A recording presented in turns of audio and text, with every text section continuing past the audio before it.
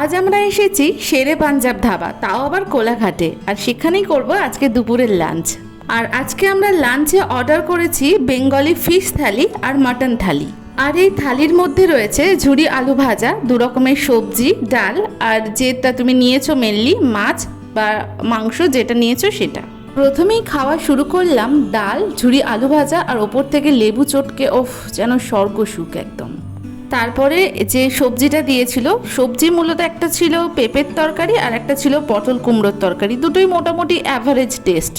সব শেষে আসলো ইলিশ সুন্দরীর পালা, যেহেতু আমি ইলিশ থালি নিয়েছিলাম আর আমার পাশের মানুষটি নিয়েছিল ভেটকি থালি, সেখান থেকেও ভেটকি মাছ ট্রাই করলাম।